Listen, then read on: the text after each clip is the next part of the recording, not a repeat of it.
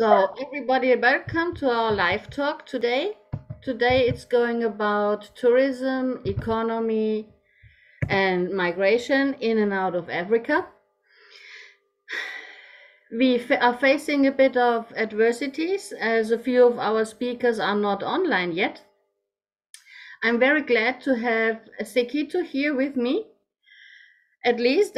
And Ssekitto, may I ask you to introduce yourself a bit and talk a bit about your project? Sadly, we cannot see you on video because your bandwidth is not enough as you are in hospital. And yes, we are doing what we can. Yes, thank you very much, Malia. And it's a really great pleasure for me to join this wonderful conversation, but also be invited as a speaker to share my perspective, but also learn from other speakers' perspective and the audience at large. My name is Ssekitto Kalule Emmanuel. I'm based in Kampala, Uganda, and I'm a founder and executive director of an organization called Traces Up. So Faces Up is a youth-led nonprofit organization that empowers young people from underserved communities between the ages of 8 to 25 through creative arts and mentorship.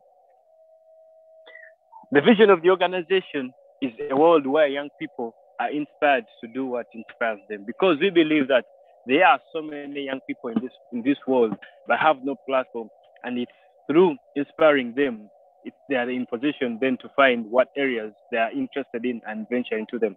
Because as an organization, it was founded based on a personal story. Myself, I'm a visual artist. I did my bachelor's degree in industrial and fine art from Makerere University.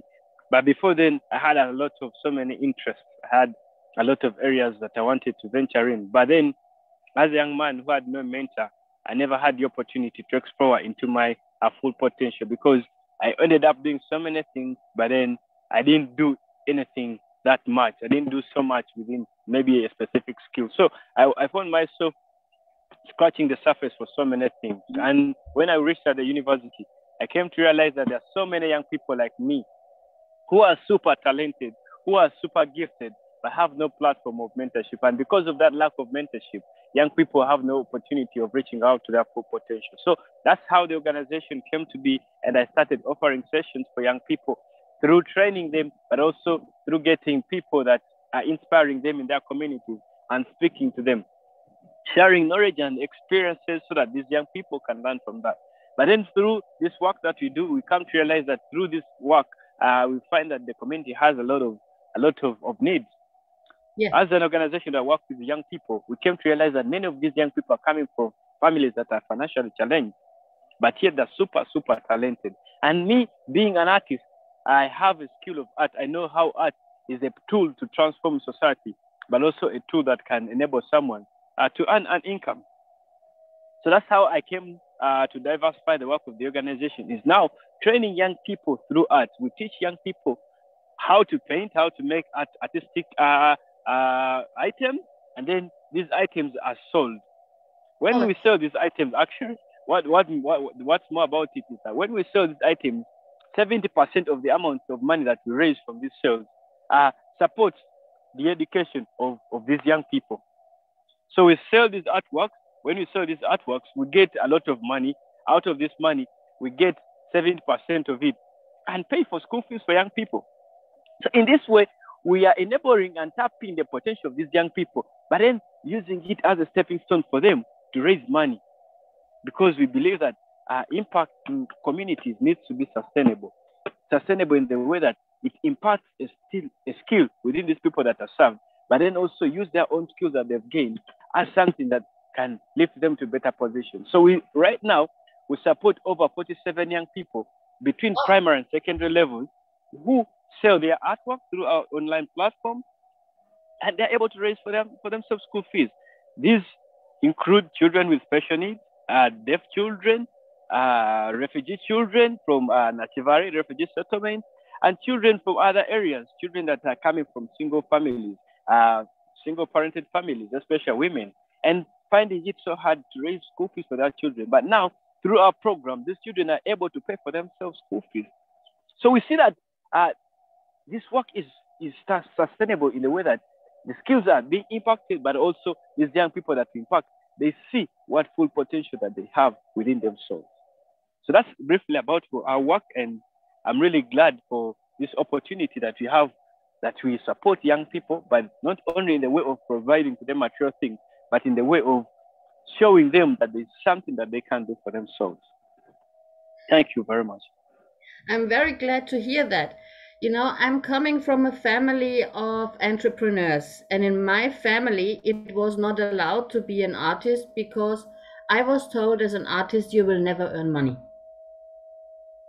So I'm very glad to hear that you, coming from an artist perspective, can tell people that you can earn money with arts, and you even can make the dreams of young children come true by doing art, by selling art and raising school fees. It's amazing to me.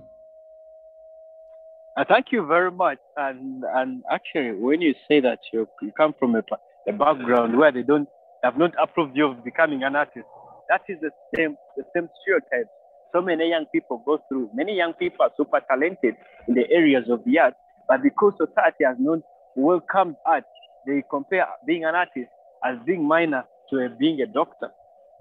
So you find that there's no favors for even young people to get encouraged into venturing into the arts. But we know that talent and the arts, they are able to transform societies. They have global impact. They are able to move things, and as well as the doctors do, artists can do the same. And so for us as an organization, there's a way that we have done a creative advocacy work where these parents of these children come to our center and see what their children are creating. So from seeing what they are creating, their parents are already inspired by the great potential of their children. So in that way, they are encouraging them to keep going, taking art further. We've seen parents that used to resist their children from doing art. Right now, they're the ones who bring them to our center for learning. So we see that art is not so much welcome, but we believe that through doing and showing its impact in society or globally, then we can shift the narrative around these arts, and people can then become more receptive to such areas of young people's talent. Thank you. Yeah, could you please tell us a bit more about the art education in Uganda? Do you have universities or colleges? How is this structured? Interesting question. Like again, art actually is something that we grow up with. Art has been with us for as long as we have been on earth. In terms of structural systems here in Uganda, art is taken as a co-curricular activity, especially from lower primary. It's an activity that those that are not well performing in class, they are encouraged to do. For example, children that are in nursery level, they do a little bit of art, but not in the way of encouraging them. It's like something that they're using to play. And so when we go to like primary, upper primary, you find that those students that are weak in class, maybe they're not good at mathematics, they're not good at sciences, they're then encouraged to do art. Maybe art is those for the wicked, like those that are weak, those that are not academically excelling. So they start to push it in the way that it's taken as a minor thing.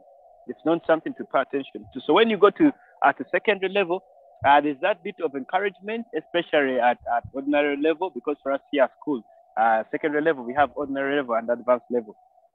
Just through ordinary level, every person is introduced to the arts, most of the schools, and then reaching upper, almost senior form 3, so form 4, young people are encouraged to either take art or take another subject. They have only one option. If you're doing art, you don't do another subject. Or if you're doing another subject, you don't do art. Then we go to the uni. Can you hear me? Yes, I can hear you. Yes, it's interesting. Yeah, when you go to advanced level of learning, that's almost when you are crossing to the university. You either do the art or you don't. And if you don't do art at A level, then you have no opportunity to take it at the university. Yes. But we've seen that because of the global growth of art, how art is having a global impact and relevancy, there are many institutions that right now are picking up the interest in the arts because maybe they have witnessed what artists are doing. And so now there are art schools that are being put up. Like for me, I went to the university, Makerere University. There's a full faculty for art and other universities. So at the university, there's that encouragement of young people to take up art. But even when you are in the university, the stereotypes around artists can shrink your interest in that area. Because I remember when I joined university, everyone was asking me, "You are going to do art? Then what job are you going to do? What job are you going to take up?" Even at these higher levels where we feel like art is encouraged, there's a way that people are stereotypically biased about being an artist. And so there's that bias and those conflicts, especially with the artists. But then there's really great progress, I can say, because right now there are specific public institutions that are focused on teaching art, either through universities, but also separate out of this formal education. So I feel like there's steady growth for the arts, but there's still really so much work to do, especially for us who understand its relevance, to creatively advocate for the growth of the sector. And because it has a lot of contribution to the global, to the GDP for the country. Definitely. Arts always has been an inspiration to people. And when we look at major artists in our world, they could change societies and they had a huge impact.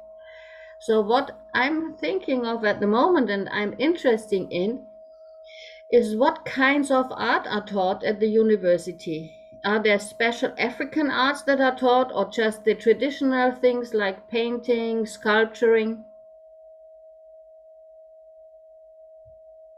Yeah, that's. I'm glad that you want to explore it more. It's really interesting. Like again, art is diverse in its way. At the university, especially where I learned from Makerere University, we have both industrial and fine art. So it is structured in the way that those that industrial like design, applied textile, communication design, applied forms of the arts out of this tradition, the painting. There now is a division between modern art, where you're using technologies, maybe installation, music, performances, installations, and then there's these fine arts, the normal, the sculpture, the painting, the drawing, the ceramic. And so it's divided both in industrial and then fine art. Industrial in the way that trying to introduce technology in the art. And you find that the historical learning, especially in the arts, especially art history, because there's that course which we did, where we are learning about the history of art, right? This starts from the Renaissance, the different, the Michelangelos, the Leonardo da Vinci's, and there are different areas, there's different eras. That history of the arts, especially tapping into most European history and European artists, and a bit of African artists.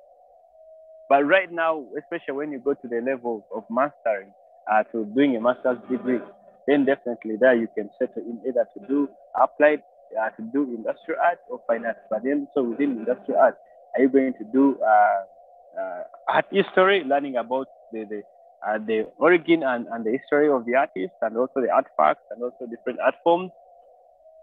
And then if you are to take up the industrial arts, then you venture into communication design, music and performances, illustration, animation, videography and photography. So that's how it is really, really structured. Okay, so I see. When we go for industrial arts, we are touching economy and the whole internet level, I think. Is it right? I hear your voice, but it's a little bit of vibration. I don't know if it's the same from my side. Yeah, it is. Oh my God. Yeah, technology sometimes can misbehave, but let's hope that it gets much better as we keep going ahead of the conversation. Yes, we only can hope. So my question was, when we go for industrial designs and arts, we are coming to the branch of economy. Can you I didn't hear the question very well. Okay, I'm asking again. When we are looking at the fine arts, we are not so much into economy. When we are looking at industrial design, we are much more into economy. Oh my, I didn't hear. Is it possible that you can type the question in the chat so I just read and respond from there? Is it okay? I could try. I could try to do it in the chat on Zoom. So, with industrial design, we are touching economy.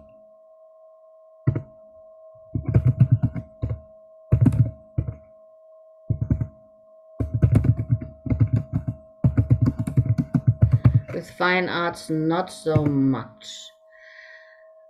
What would you recommend to a young student? Which direction to go?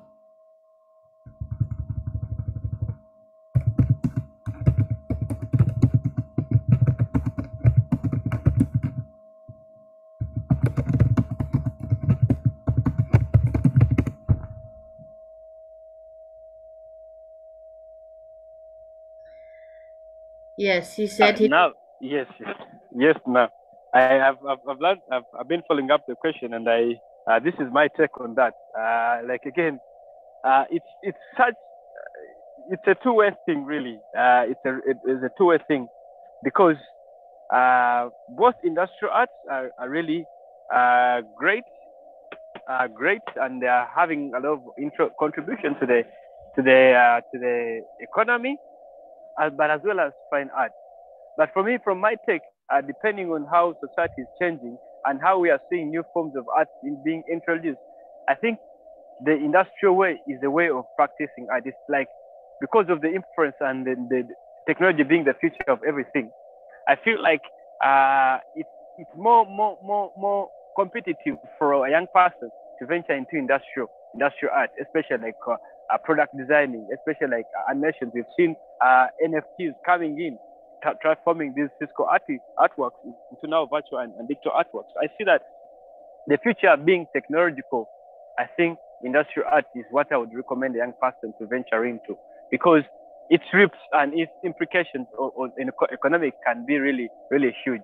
For example, if an artist ventures into product design, for example, and is designing a new device that is solving a global challenge, you find that they can do that, they can produce that commodity on a global scale, and it can have impact in so many other people's lives.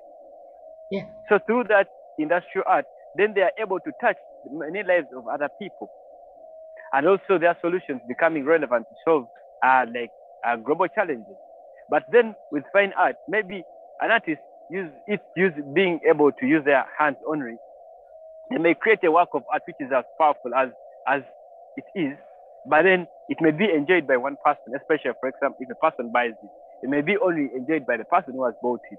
Its impact may be limited to those that can access it. But for industrial, then a person can do it on global scale, can do it in a way that it reaches almost everyone. So I think my encouragement is the young people to venture into industrial art, because technology is the future of everything. We've seen its implication it has. And so if young people and the young artists venture into that area, there's really huge potential for them to have such a strong mark on the global scale.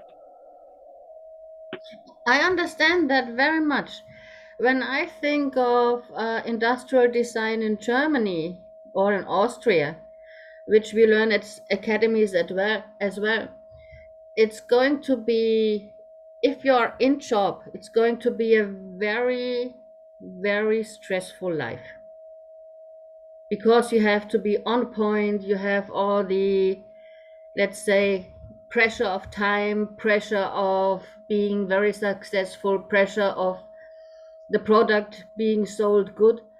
So how is this in Uganda? Is it a very stressful job too? I think that really depends. Like the context in Austria and Germany is different from what is here. but there is that intersection.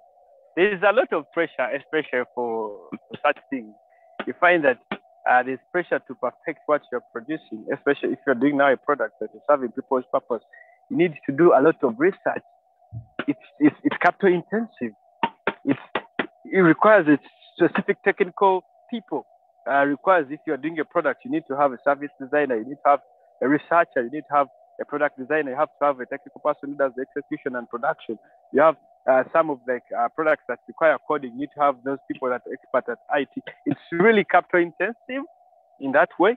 And so then that makes it challenging, especially some of young people have no access to this huge amount of capital. And so they have these great ideas, but they don't be able to further them. And also there's that pressure that people keep producing the same thing almost all the time. You may be thinking about an idea right now, and someone else is thinking about it in the other side of the world. So you find that what you may take, you find that naturally that creates a certain kind of pressure. And then also, you know that with a lot of stiff competition, you find that your product that you might have invested in a lot of time becomes obsolete in a very short period of time. Yeah, I understand. So it's quite the same thing. It's a lot of pressure. Absolutely is. And you know, like the world is keep changing. For example, now the global pandemic happened, and you find that some of the things that we taken for, like some of the things that we enjoyed as community, as humans, became absolute, and technology was everything. So that means every person had to venture into that technological world, and there was a lot of pressure in that way, especially those that are not really competent about it. With it, maybe those that have no access to it. It put them out of space and out of competition. Just one question, because I'm a medical person. How is it in Uganda? Are you allowed to study without vaccination, being vaccinated, or do you have problems? You know, like vaccination, some areas you are allowed to access without being vaccinated, but in certain areas you're not.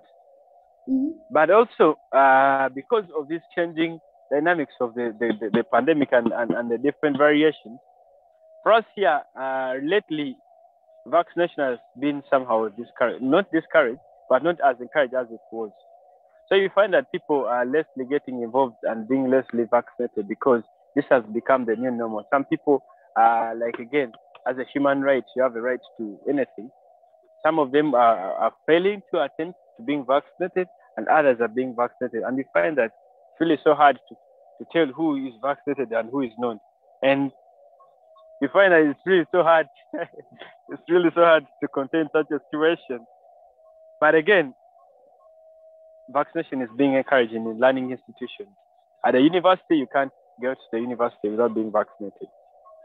And also some government offices, it's hard for you to get in there if you're not vaccinated. And the good thing is that there's availability of vaccination as compared to the start.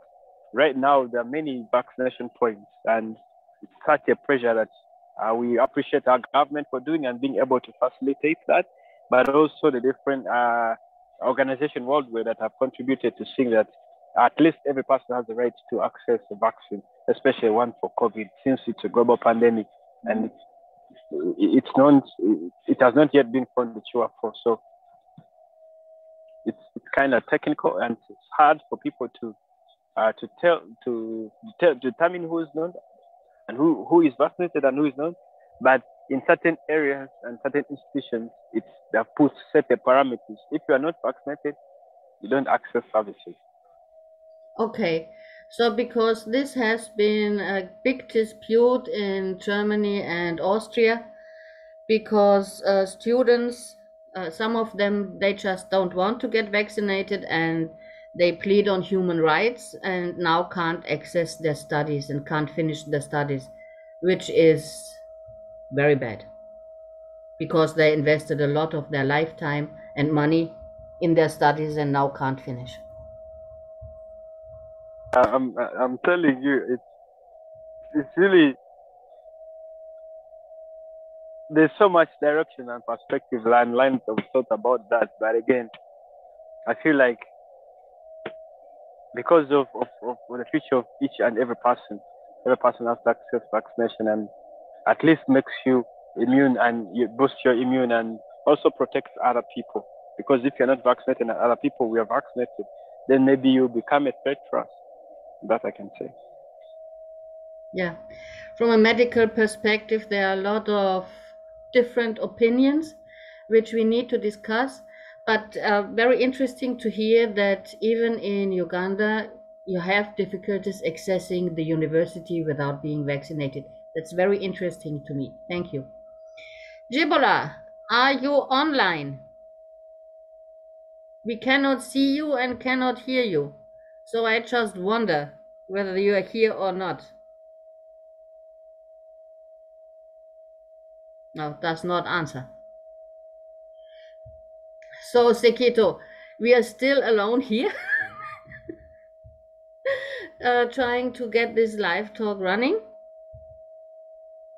Oh, Jibola, you need to unmute yourself. I cannot unmute you from here. You muted yourself.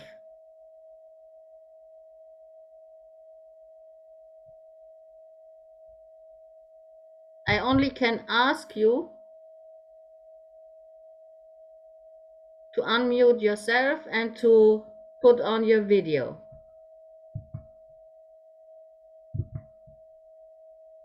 In case the bandwidth is enough.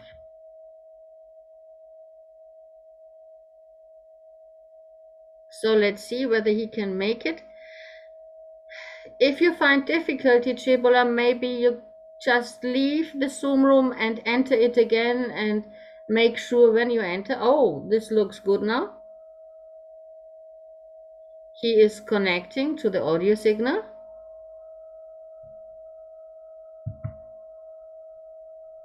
But still the mic is muted.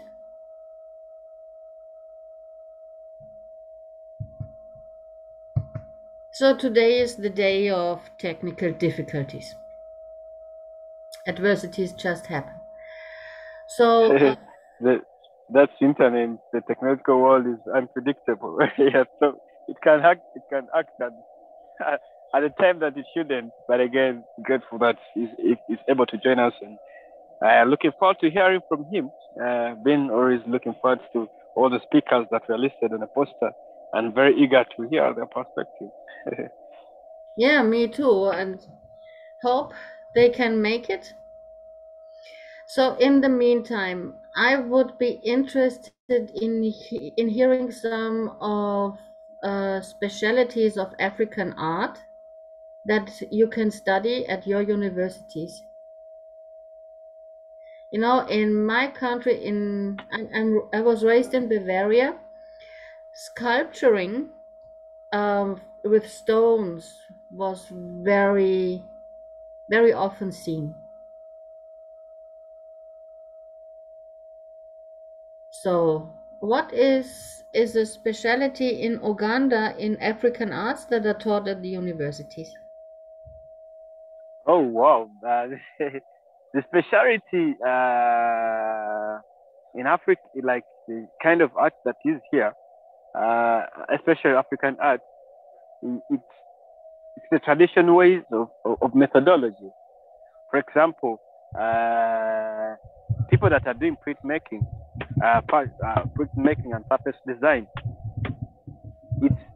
it's done in using African and not primitive but traditional methodologies. For example, they create stencils, they create cutouts and these images, then the transfer, like the modes of creation are still traditional, and in that way, even the subject matter. People are painting more about the history of society, history of Uganda as a country, history of the different tribes, history of the different clans, history of the different groups and ethnic groups in Uganda, even history of the country. So you find that subject matter in all these arts. Most of the artists, for example, we have batik artists who do batik. Most of their subject matter is African based. Ugandan based. We see the drums, we see the traditional dances, we see the traditional foods, we see the traditional lifestyle and the African setting of society. So that African centrism, African centric in the art, it's more into the subject matter and also the methodology of creation. You find that some people are still using the traditional ways of how it was done in the past right now, and in that way, it's helping to preserve the cultures and also the practices, because we humans and society we've grown from and we preserve what we have come up with. It's our identity comes from us preserving what means a lot to us, and also the traditional ways and our attachment to those areas. When we preserve them, then we are able to pass these practices to the other young people. But then you also find that there are not so many of the people that are still focused on those traditional forms of art. The numbers are slowly reducing, but at least those that are still available are still communicating and raising awareness about what happened in the past. At the university, when you go there, we have the opportunity to study different Ugandan artists. Ugandan artists have had a global impact. For example, Jack Kitarachawe. We had the opportunity of studying about like George Cheyune. These are some of our lecturers. But then already in the Ugandan art history, because they have had such a great impact into the Ugandan. Can you hear me? So, can you hear me now? I can hear you now, but Ssekitto is just talking. Okay. Yeah. So you find that in what we are studying, we are relating to some of the faces that we are learning about, like some of our lecturers, some of the great artists that we have grown up looking forward to, and some of the artists that have been inspiring us. We've seen like some of them, like a lady she recently passed on, called she's Maria Naita. Some of very great and powerful women that have shifted the narrative in Ugandan art, and they are being studied in African countries. Their history and their impact in the African art is studied within Uganda, in Kenya, in Rwanda, in Tanzania, like even in Tanzania, like for an artist like Tinga Tinga. I don't know if you have heard about him, but he has, through his practice of the art, he raised awareness on the African society behaviors and traditions, which then inspired even animations. For example, like animations like Timon and Pumbaa. These are animations that were inspired by Jack and by Tinga Tinga, who was a Tanzanian painter, a Tanzanian contemporary African painter. And now his artwork and the theme of his subject matter then inspires like animations like Tinga Tinga, animations like Timon and Pumbaa, animations, that kind of things, that this history that we are telling through their art being appreciated on a global scale. If you like, that really means a lot if we stick to our cultures and keep preaching and educating this new generation about what happened in the past. Maybe these young people can then still remain attached to where they come from, because we as humans, attachment and origin really means a lot. Because for us in Africa, we say if you don't know where you're coming from, then it's hard for you to know where you're going. So I think in that way, we need to have that encouragement and also practice and art being able to be consumed on a global scale, being understood by so many people, whether you speak German, whether you speak English. When someone paints an artwork of art, you have your own interpretation, but you have that understanding of it in a way that everyone can understand. So it's such a very universal communication model that then we can use to further and preserve our cultures and also our traditions.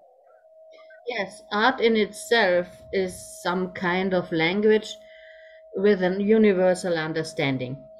Later, I would like to hear more, and especially on the Arabian impact on the East African art sector. But now I want to welcome Jibola Abati. Jibola, may you open your video, please, so that we can see you? Thank you. Hello, sorry, I'm on official duty, but I can still communicate. I'm on the move. Sorry, I can still participate. Yeah. So, welcome and nice to have you here. I know that you are a travel Thank you. guide, and you're Exactly. from Nigeria. Can you introduce yourself a bit? Okay, my name is Jibola Oluseye Abati. I'm the CEO of I Travels and Tour, a domestic tourism company here in Nigeria, and also the founder of Taste of African Vibes, a platform where we promote beautiful things about Africa to the world. Yeah.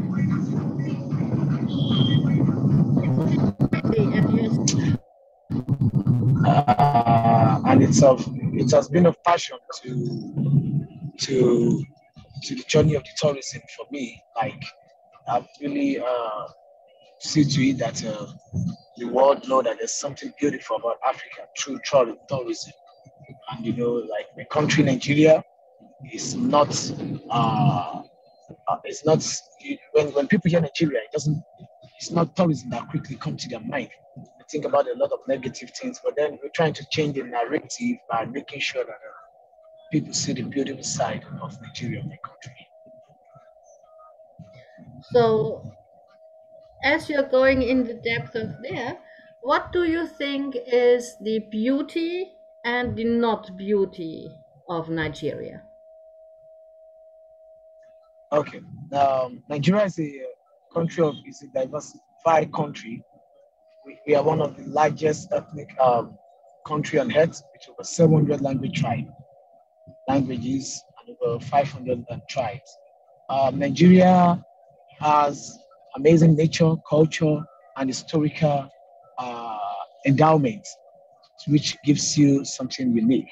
So, but then, because of how the media has really put a spotlight on the negative aspect of Nigeria, which has been insecurity, uh, terrorism attack, and some other things which are not so well, like internet scam, which I will have to say them.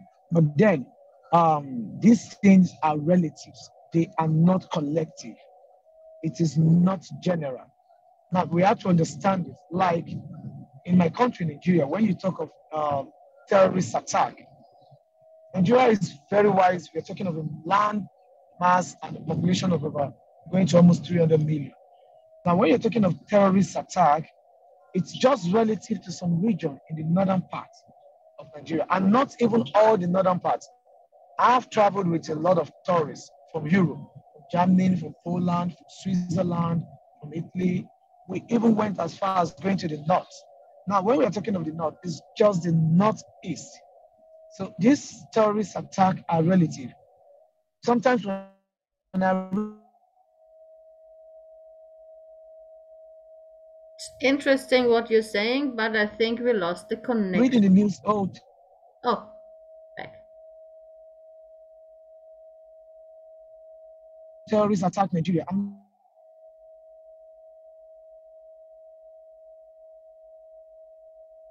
like, what part?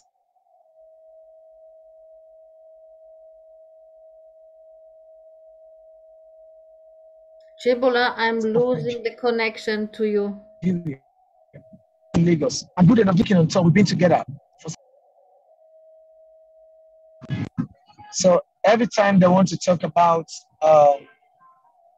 internet scam or cybercrime, the whole world attention goes to Nigeria because they believe that is where it is happening.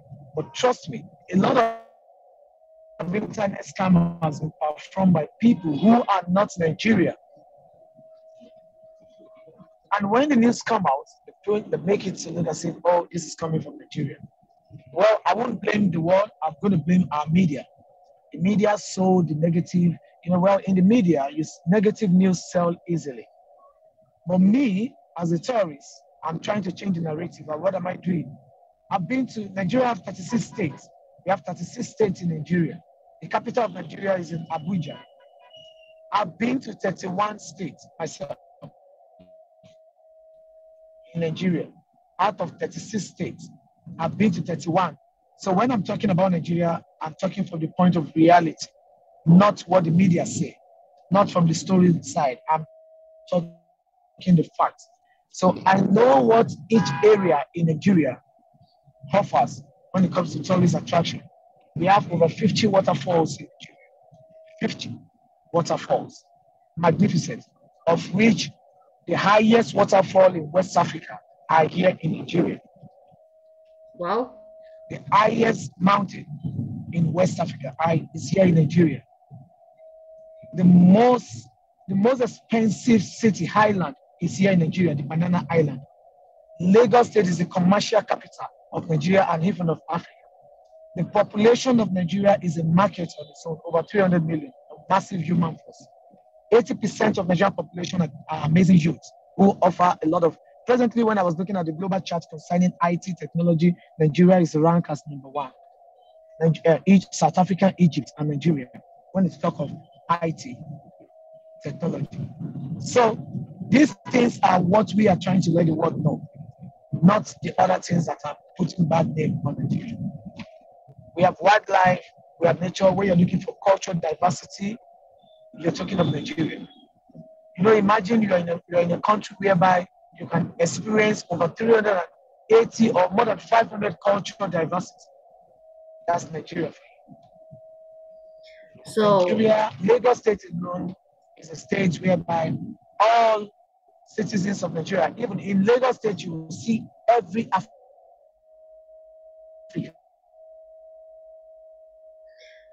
It's sad that you have such a bad connection. Lagos State, you meet an African man from all the 50.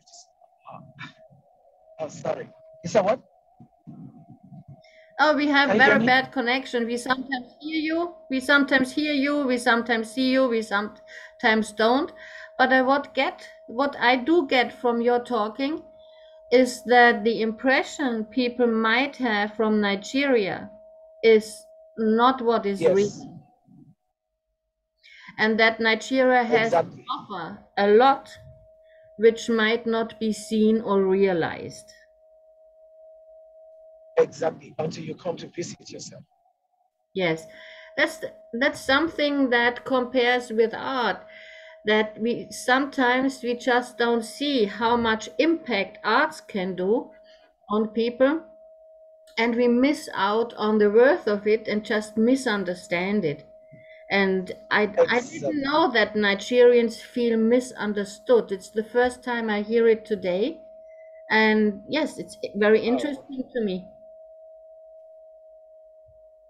It's always said that people feel misunderstood and not looked at as who they are in reality.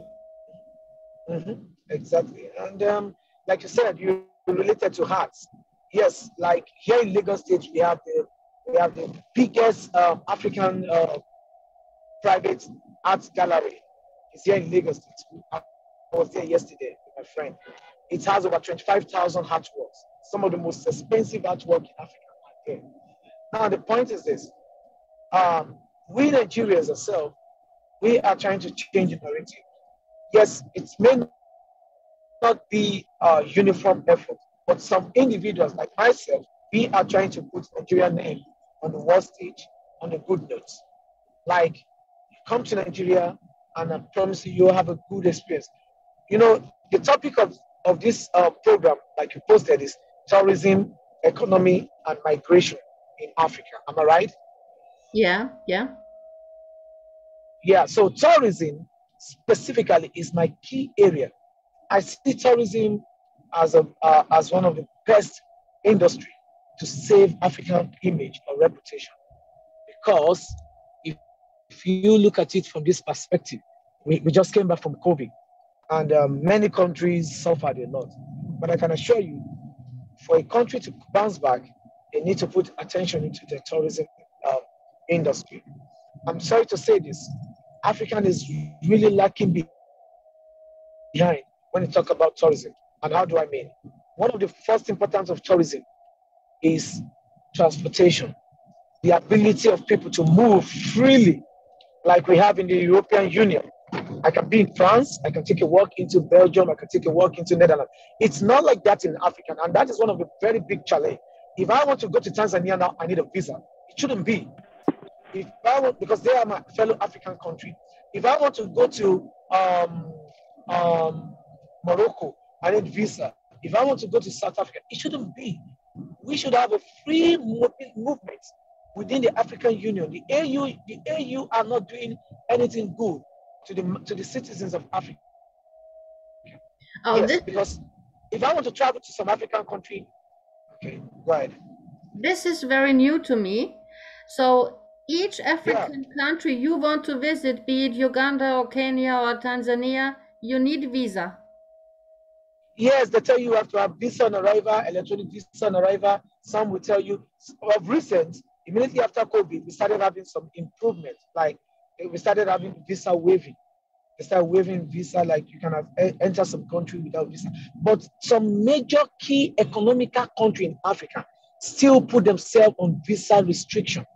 Yes, like if I'm going to South Africa is an economical giant in Africa.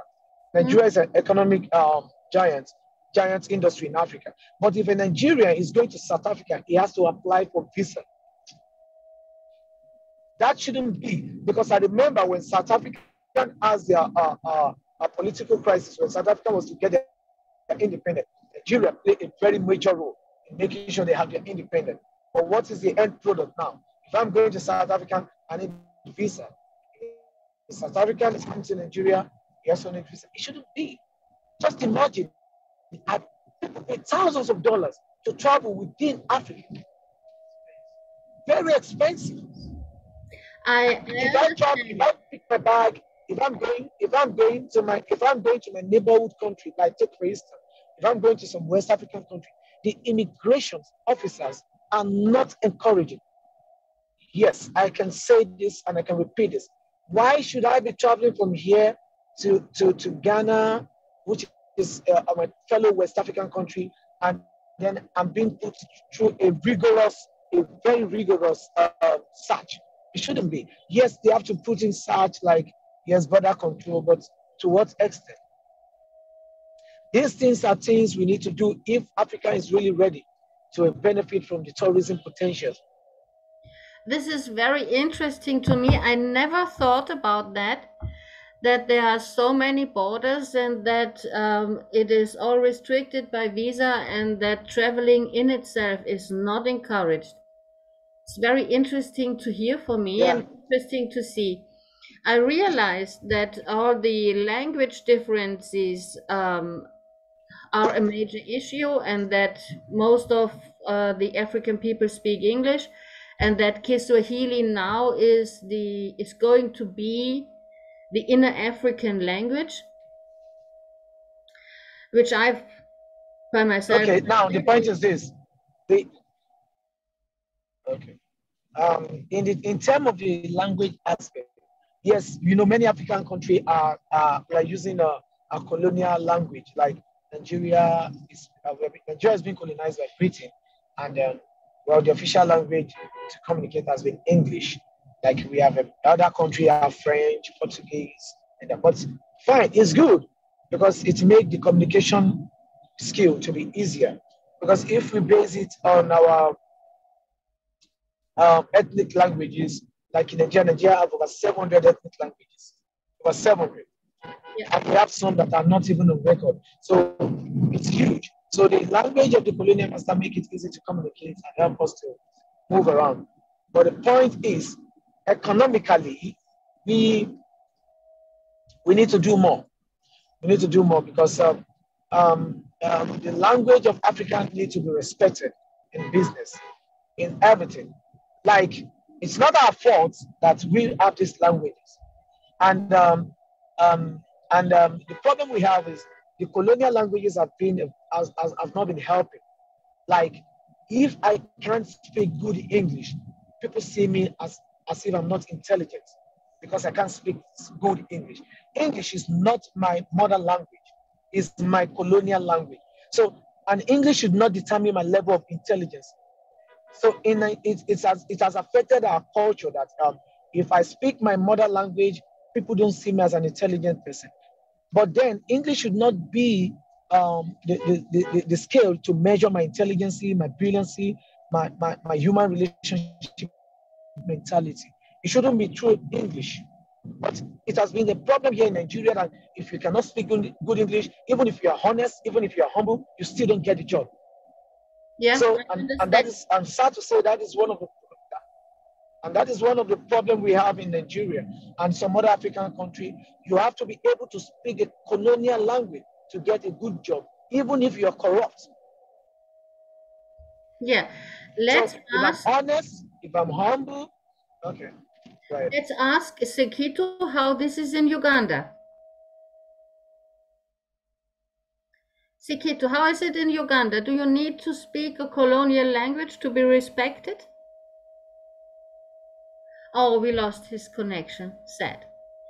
I would have appreciated to hear what he says, coming from Uganda and being way into arts and highly respected as an art person. I would have loved to hear what he says about that. Yeah, it will still come up. Hopefully, let's hope it will still come up. Now, why did I say so? Because that has the topic is tourism economy.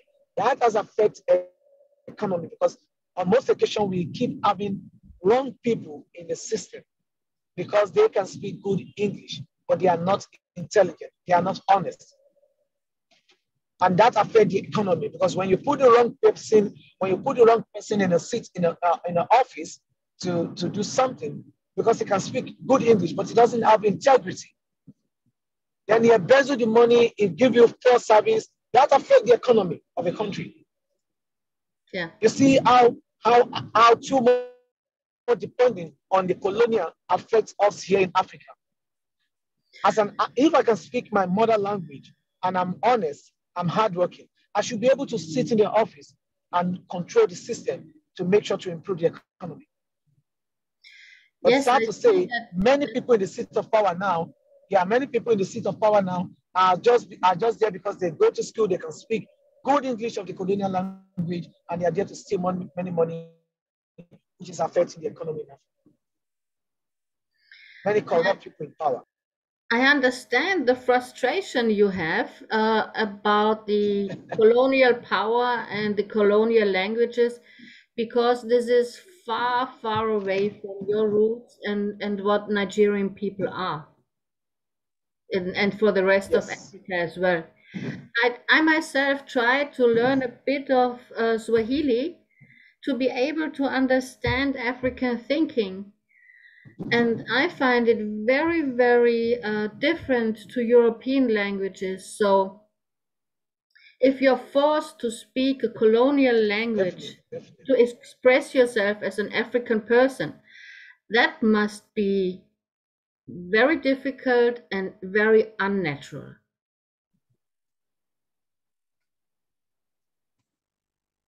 Don't know how you feel this, but yes, exactly. Because when you speak the colonial language, you lost yourself. Could you repeat, please? The connection was lost. That's it. Language is language. Can you hear me? Can you hear me? Very bad. Can you hear me? A little. Can you hear me? As I said, a little. I can hear you a little. Not good. Today Can you is hear me? a difficult day. Can you hear me?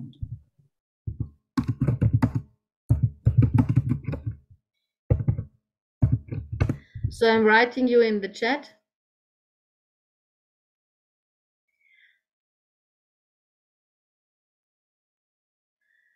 Ssekitto just said that he had to go because he's in the hospital and he is due to treatment now and sadly has to say goodbye.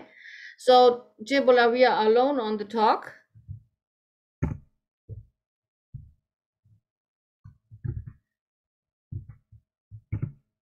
And so I just wanted to say that I can hear you a bit, but quite bad. So the question is, how is your connection? Can you hear me?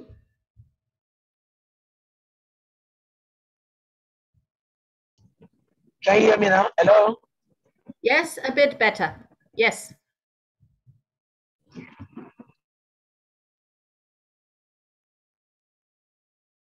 We were at the topic that it must be unnatural for an African person to express him or herself in a colonial language, as the thinking in other languages is very different.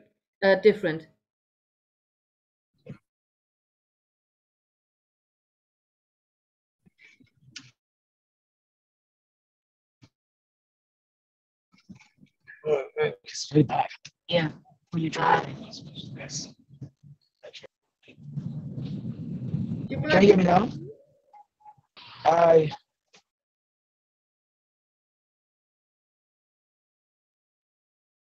Can you hear? Okay. Das heute war ein sehr experimenteller. This here today has been a very experimental live talk. We had Nigerian people from Uganda here on the call. Our Kenyan friends sadly couldn't participate because they were ill and in hospital. So we had. Okay. Can you hear me now? Yes, I can hear you.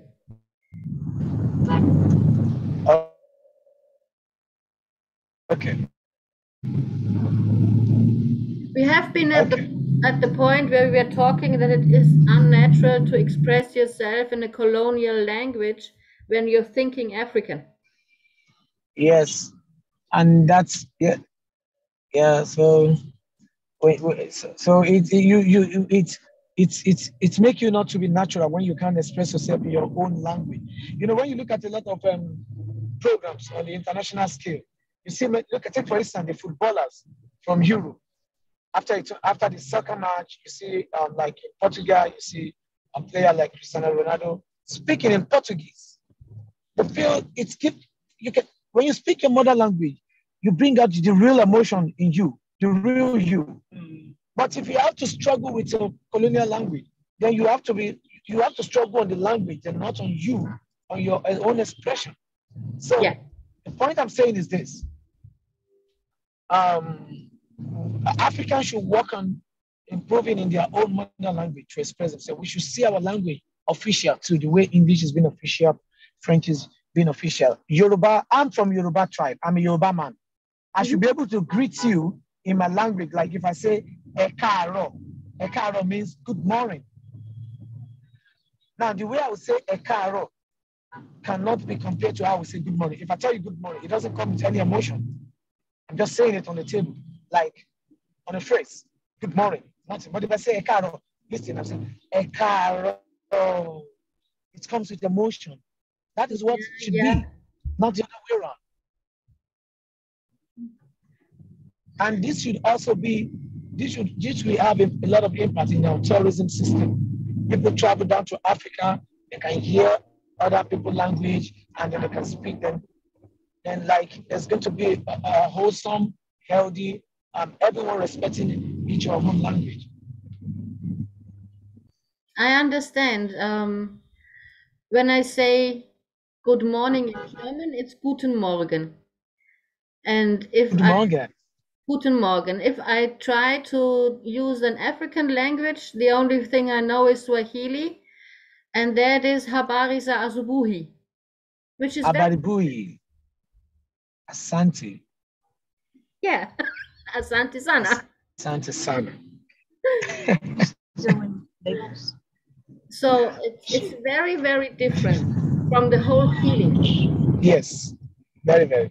So You see, the thing is, people, we are trying to change the narrative. Like we are trying to make sure that African is being seen as what is like every other continent. We like I start sometimes when people address Nigeria as a third world country, and I ask myself, what makes Nigeria to be a third world country? That's the question. Because when you mention a third world country, you make it look as if it's a dead zone. It's a no-go area. Yeah. But this is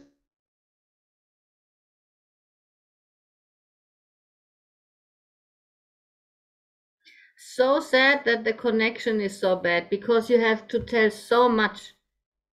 We need to redo this talk with better connection.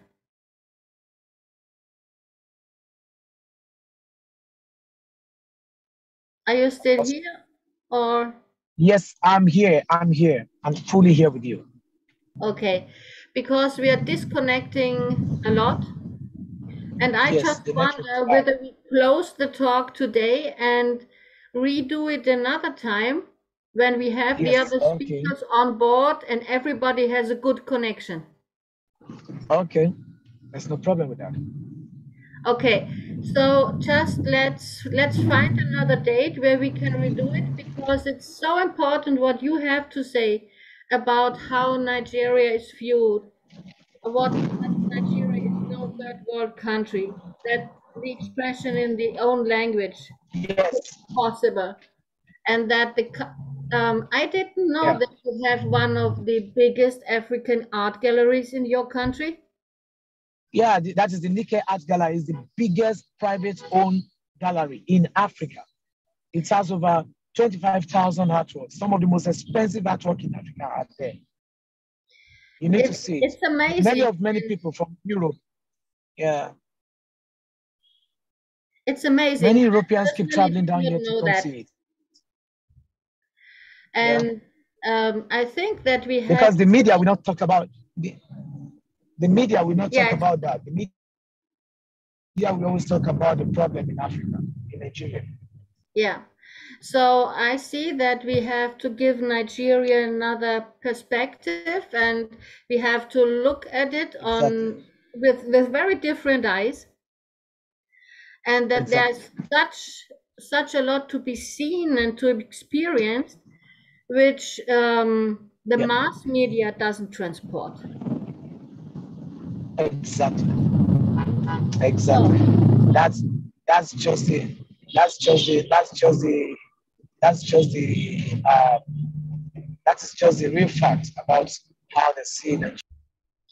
Yes, so let's do another appointment where we have Emmanuel Achapah online too, who is a business person, and with whom we could he's from Kenya, and with him we could discuss about all these visa problems because yes, as a tour guide, obviously you're suffering from having to have visas when you take tourists from one country to the other, and this has very bad impact on the economy and on your branch of the economy. Okay. So So on the economy, can I keep talking, or are you seeing we should? oh, now just Zachuas Ogonji from Kenya is jumping in on our call. So just keep. Oh, no. Okay. So on the economy, the economy in Africa is also I don't know. Well, let me speak for Nigeria. Nigeria has one of the biggest biggest economy, like because there's a diversity in Nigeria economy in the sense that we have the oil, we have other natural mineral resources that is bringing in stuff, and we have a lot of multi-million companies here. So the economy is great. Like we have agriculture and entertainment industry also. So after Nigeria, Nollywood is the biggest movie industry in Africa, and I think the third in the whole world. We have Bollywood, the Indian industry. We have Hollywood, American movie industry, and then we have Nigeria, Nollywood, which is the third biggest in the world and first in Africa. Yeah. So this adds to the beauty of the economy. And Nigeria has produced a lot of Grammy Award winners in terms of music. So the economy in Nigeria is so huge, and looking at our human population, all this together make Nigeria to have a very strong GDP when it comes to economy. And Nigeria is the sixth producer in the world and number one in Africa when it comes to crude oil. Jibola, you're very hard to understand now. What I did here is the movie industry is the third biggest in the world. Yeah, and the number one in Africa. And number one in Africa. And this is very astounding to me. Let us welcome now Zachuas Ogonji from Kenya. Welcome, Zach. Glad to have you here. We have a very interesting call here today with Emmanuel Achapah missing and Ssekitto from Uganda being in the hospital and now off for treatment, and Jibola in the car and with bad connection. So very interesting things we have to face today. We were talking a lot about art in Uganda and the perspective of young artists and whether to study fine arts or industrial design in Uganda. And now I talked with Jibola and I heard about Nigeria and the power that the Nigerian country has in sorts of economy and travel. And one thing that he really is stressing is that you have to have a visa when you want to travel to another African country. Is this the same for Kenya? Yes, I'm sorry I'm a bit late on the call. I'm just coming from church where I'm also assisting my bishop. And on a Sunday like this, there are a lot of issues to handle in the morning. So I apologize for being late on the call. And thank you for having me. I'm always very excited to be part of the call and to share perspectives about Africa. I actually agree with what Jibola has been talking about, that moving within Africa sometimes is a very big challenge. A few days ago, actually, we had DRC Congo, Democratic Republic of Congo, was added to East African community, making it one of the largest trading blocks in Africa, which is having around 200 million people that will be able to connect and talk to each other. It's easier to move within East Africa because all I need to go to Uganda is my Kenyan national ID, and I can go to Tanzania, I can go to South Sudan, I can go to Ethiopia. It's easy to move between East African countries. But when it comes to going down to South Africa, for example, I need to have a visa. It's even more harder going to countries that are up north if I'm in Kenya. So for example, if I want to go to Egypt, I might need to fly out of Africa and then fly back to Africa. Wow. And that's, I have to go to Dubai and then connect to Egypt. It's even harder to go to some countries in the West Africa because you have to go sometimes in Europe for you to get an easier flight back to the continent. But I think what is very interesting in these past few days is the signing of AfTA. This is African Free Trade Area, which was signed and is now being operationalized, that allows free movement of people and goods between and within Africa. And I think this is really a game changer because it makes Africa one of the largest business market for people who want to do business. Because it will be easy that when you are on the Indian Ocean in Kenya, Kenyan coast, you can easily trade across the continent through this trade agreement that opens up the continent. So there's been those stagnation, there's been those challenges in terms of accessing different African countries, but we are seeing a lot of progress in terms of the different blocks that are being formed. We are seeing a lot of progress in terms of trying to reintegrate Africa. It is, as much as we are saying it's difficult to move across Africa, I think we are seeing with the younger generation like myself, People are becoming more connected through different platforms, and technology is making it easier for me to talk to Jibola, for me to interact and engage with young people in Nigeria, South Africa, and across. And we've had a lot of programmings that are now targeting Africa as a continent, so leadership trainings or workshops or forums. Now, when they are being organized, they make more sense when you have different people participating from across the continent than just working with Kenya alone or working with Uganda alone. And that really gives a lot of opportunities that when you're looking at Africa, you look at it as a whole rather than small countries that are segmented. The other thing that we see that is a lot of progress is language, and Africa has been divided a lot with from language perspective. I think Africa has so many languages.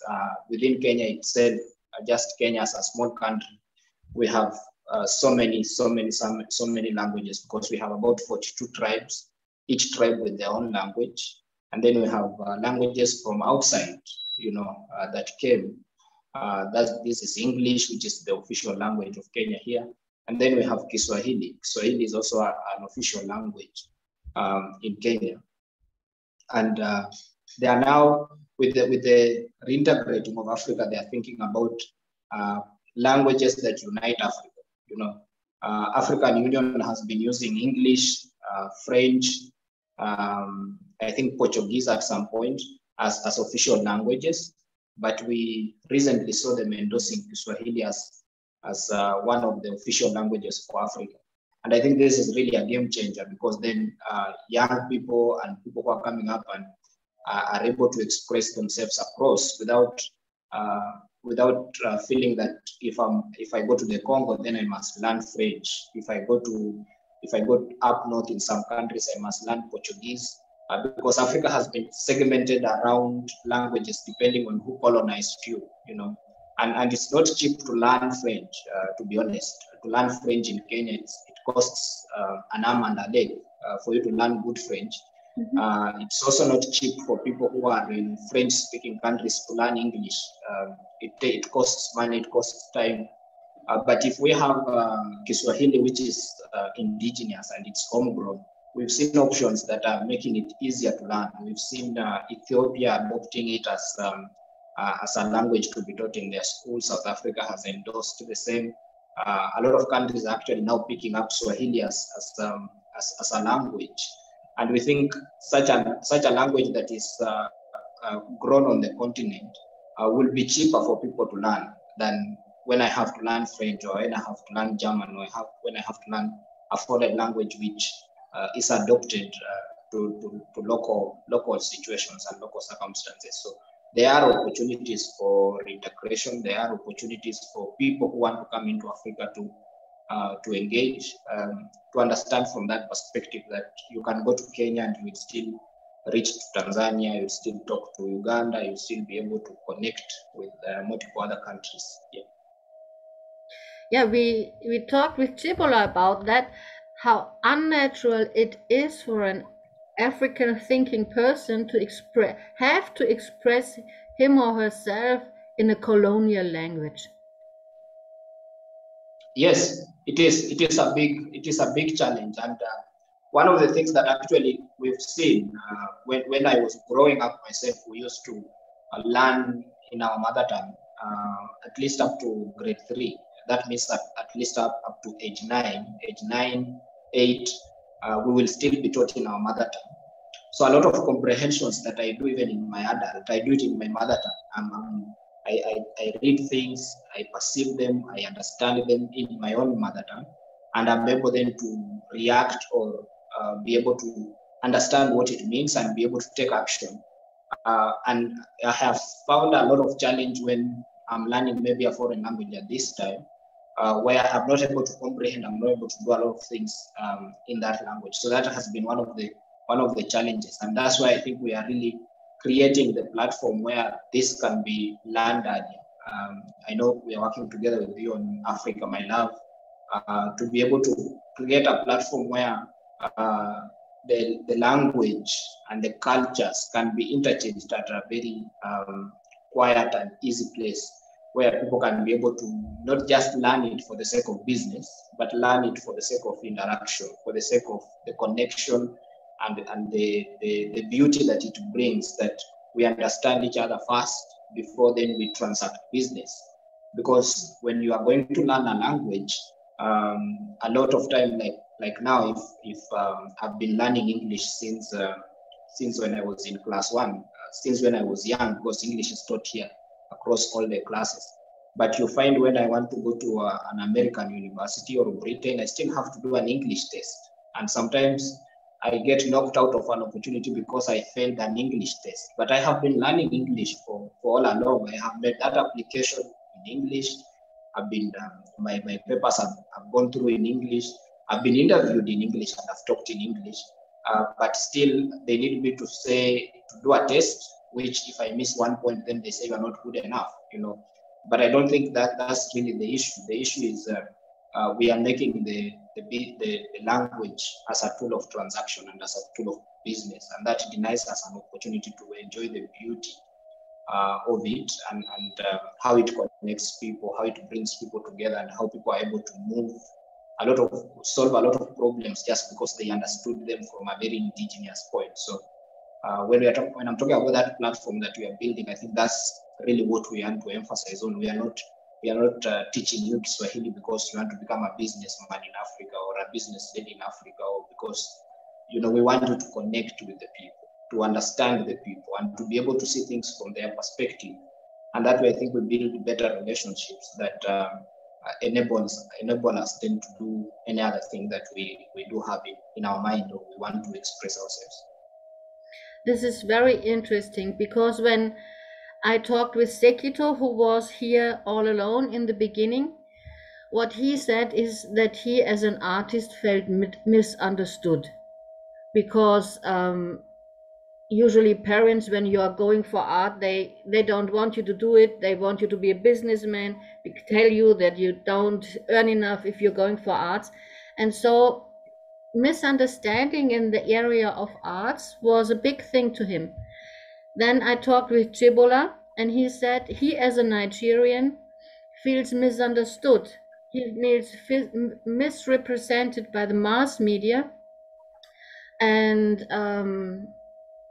he feels Nigeria not viewed as the beauty Nigeria is. And now you say misunderstandings come from not speaking the same language. Yes, and the same language, not just in terms of tongue, that I can speak English, you can speak English, but we connect from a deeper point. You know, you see my perspective, and I see your perspective, and I think that's what Europe has done very, very well. The people learn English there for transaction purposes. They learn other languages for transaction purposes, but they express themselves in their own languages in a very perfect way. So we find ourselves in sort of split because we want to be understood and we also want to transact, you know, using the language that we have learned. And we are missing one thing. We are missing being understood, you know, expressing our emotions, who we are, the beauty with which we bring to the conversation or the setting is lost, because then I'm struggling to express in that way. And it's because of how we've been taught. We've been taught the language of business and not the language of expression, the language of connecting, you know. So children want to learn English because all exams are set in English, you know, and they must pass. If they don't pass well English, or if they don't understand English, then they would fail the whole exam, you know. So when they are conditioned that way, English becomes transactional rather than a language that they need to connect, they need to engage, you know, and they need to love it for what it is. So I think when we are creating a platform where someone can learn Swahili, we are really looking at a point where you can connect with the core of it. You can understand the culture, the underpinnings that are in that language, and why. So when you are talking it as your own. You're expressing it not because of any other thing that you want to transact, but basically because you love it and you engage with it and you speak it in a way that you feel proud, because I think I've listened to a lot of French programs, and you will hear even Italian programs, and they are very proud to speak the authentic Italian, the authentic, and they are very precise. That if you pronounce some words not in the right way, they are quick to correct you. That's how deliberate it is. But I think this is an aspect that is then taken away from us, that we are not championing our languages, and we are not proud enough with our languages in such a way that we are able to help others appreciate them, appreciate the richness, the beauty of it, and the culture bearing that it brings when we pronounce certain words, when we learn it the correct way, and when we do it the right way. So I think that's what is missing, and we really want to set up a platform where it's about mechanical, it's about transactional. We want to set a Swahili platform where you can learn and connect on heart-to-heart basis, and you can appreciate the wealth with which that language comes, and the beauty of it, and the people that it brings together. Yeah. So as far as I did understand Jibola and you, the Europeans are missing out of a lot of abundance and beauty. And Hello, I'm here. Jibola, yes?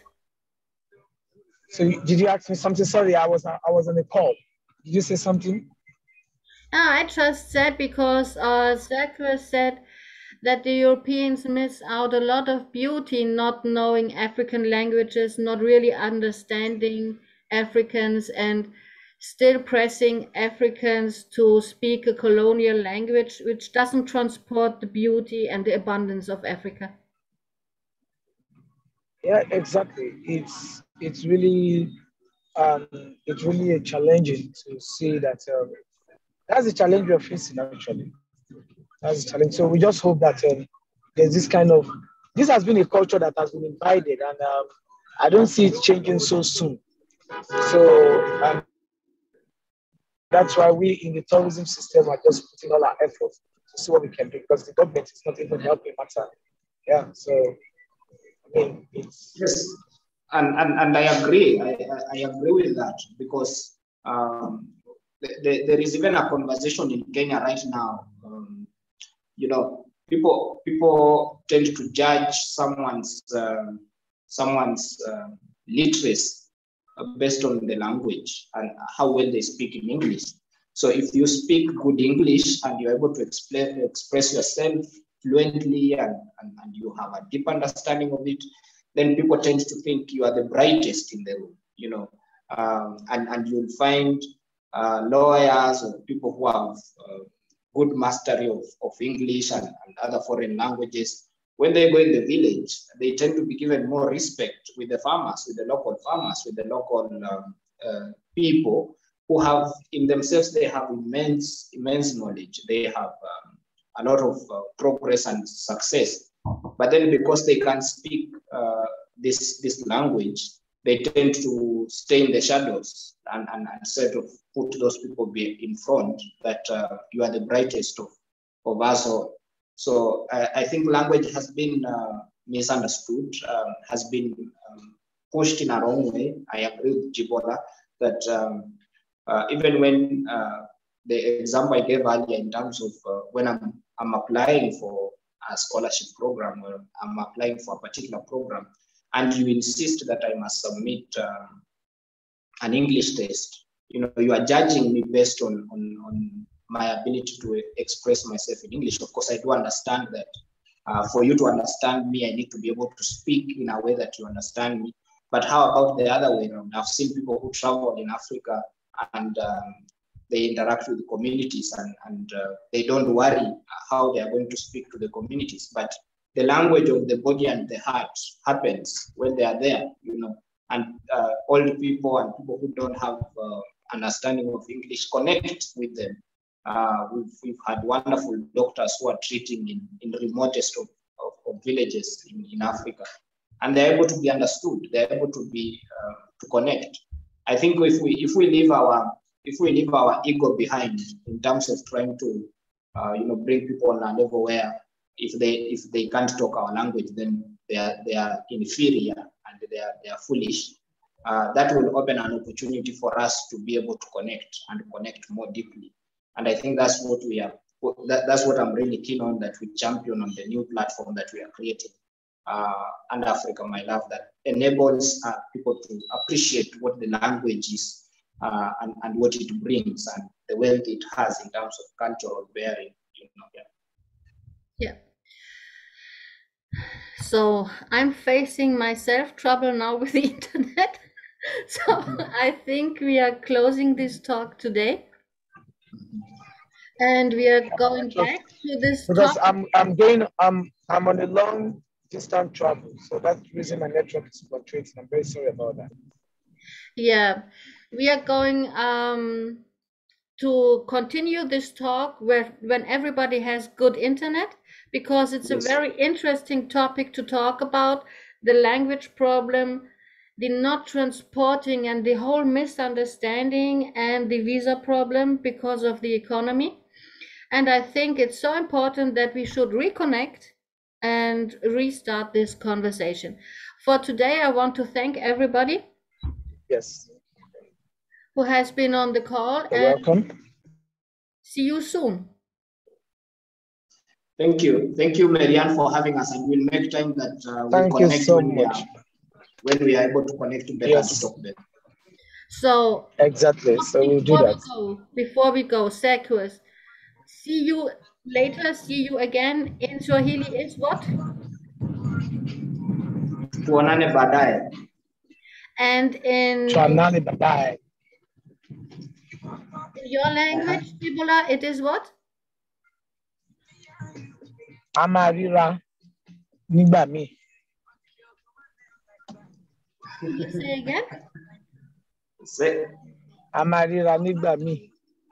Amarira. Amarira nígbà míì. Amarira nígbà míì. Or amarira láìpẹ́.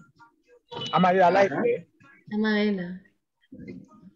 Amarira láìpẹ́. Amarira nígbà míì. Oh, that's very hard. That sounds good. Yes. So I answer in Greek language. I answer in Greek language because that sounds a lot better than English. It's taleme. Taleme. Marianne, we've already gone. Can I just take a second to invite people to our platform? Yes, please. Yes, I'm very excited. You know, Marianne, haven't told you, but we are launching together Africa My Love platform, which is a cultural exchange program, and we are starting with learning Swahili. We have a very interesting Swahili lessons that will be starting in May, and we want you to subscribe. By the way, it's very interesting because we have to learn about all the things we've talked about. Learning in a space where you're able to connect to people, you're able to share with them, you're able to understand their passions, their feelings. And when you come to Africa and you have an opportunity to connect, you can be able to speak to them in a way that you understand and connect with each other. So we are really looking forward that you will subscribe and we are able to learn together, able to engage even more, and, spread the word. People what Africa is and what the true beauty is about Africa. Okay, so thank you very much, everybody. And I live.